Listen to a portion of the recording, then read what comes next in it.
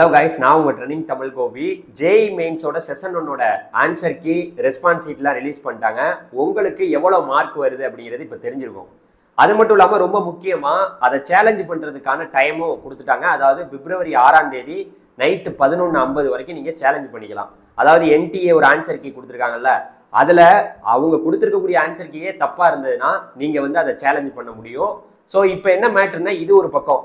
இன்னொரு பக்கம் வந்து பார்த்தீங்கன்னா செஷன் 2ல நிறைய பேர் வந்து ரிஜிஸ்ட்ரேஷன் பண்ணையில் தப்பு பண்ணிக்கிட்டு இருக்காங்க. அது என்ன தப்பு அப்படிங்கிறதெல்லாம் பற்றி இந்த வீடியோவில் நம்ம டீட்டெயிலாக பேச போகிறோம். அதனால மறந்துடாமல் நம்ம சேனலை சப்ஸ்கிரைப் பண்ணிக்கோங்க. நான் உங்கள் ட்ரெண்டிங் தமிழ் கோபி. ஹலோ டிடிஜிஸ். அதாவதுங்க, நம்ம சேனலை பார்க்க வந்தவங்க எல்லாமே தயவு செய்து நம்மளுடைய வாட்ஸ்அப் சேனலில் ஜாயின் பண்ணிக்கங்க. அப்போ தான் நீங்கள் உடனுக்குடன் எல்லா அப்டேட்டும் தெரிஞ்சுக்க முடியும். ஸோ அதனுடைய லிங்க் வந்து டிஸ்கிரிப்ஷனில் இருக்குது.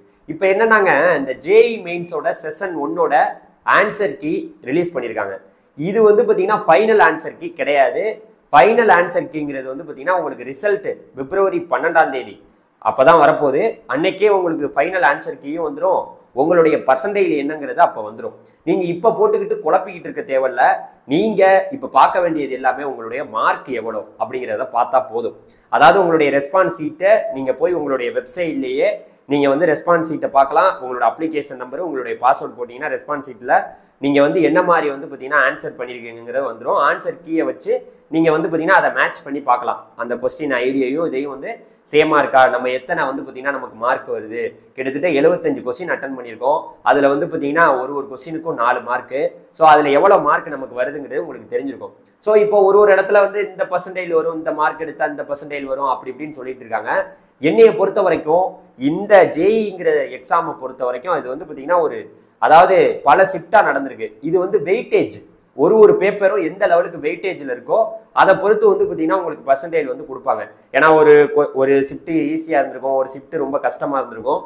அது நம்ம ரொம்பலாம் இல்லை, பிப்ரவரி 12ஆம் தேதி, இன்னைக்கே 5ஆம் தேதி, 12ஆம் தேதி நம்ம ரிசல்ட்டை தெரிஞ்சுக்கலாம். அப்போ உங்களுக்கு வந்து பார்த்தீங்கன்னா அந்த ஃபிசிக்ஸு, கெமிஸ்ட்ரி, அதுக்கப்புறம் மேக்ஸில் எவ்வளோ பர்சன்டேஜ், டோட்டலாக எவ்வளோ பர்சன்டேஜ் எல்லாமே அந்த ஸ்கோர் கார்டு உங்களுக்கு ரிலீஸ் பண்ணிடுவாங்க.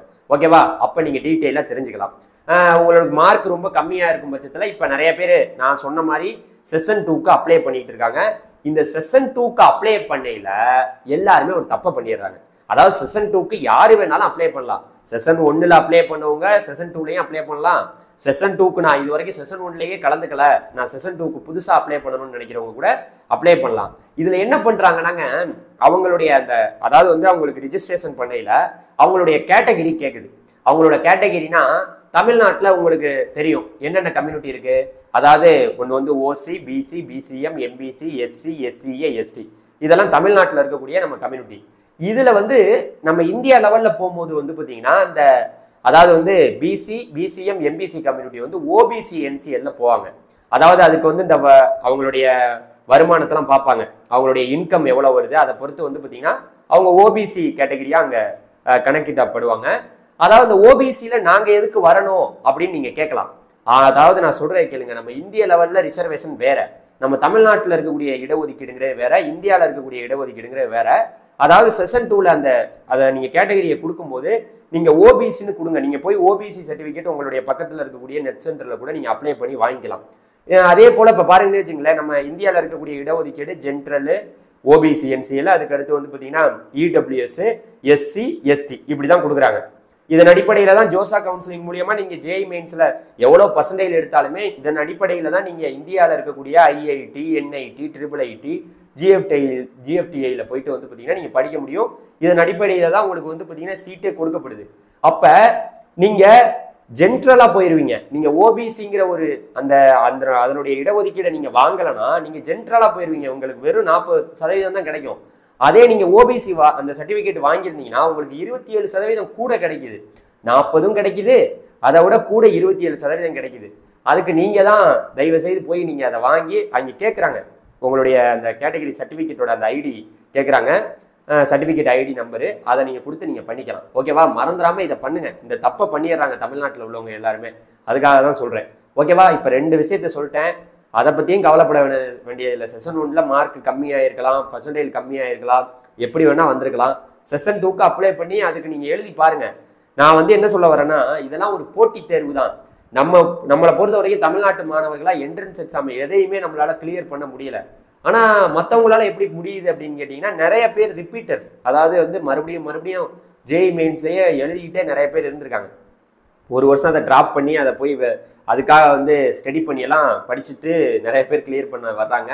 நான் என்ன சொல்ல வரேன்னா, ஒரு தடவை போட்டி போடுவோம், அப்படி இல்லையா அடுத்த வழிகள் நிறையா இருக்குது இன்ஜினியரிங் படிக்கிறதுக்கு. டீம்டு யூனிவர்சிட்டியில் நிறையா இன்ஜினியரிங் அட்மிஷனுக்கு என்ட்ரன்ஸ் எக்ஸாம் வைக்கிறாங்க. அது இல்லாமல் நீங்கள் நல்ல உங்களுடைய போர்டு எக்ஸாமில் இந்த ஜேஇ மெயின்ஸ் நீங்கள் இதுக்கே அவங்க என்ன சொல்கிறாங்க, 75% உங்களோட அதாவது போர்டு எக்ஸாமில் மார்க் இருந்தால் தான் இதுக்கு எலிஜிபிளியே. நீங்கள் அதனால உங்களோட போர்டு எக்ஸாம்லேயே கான்சன்ட்ரேஷன் பண்ணணும்.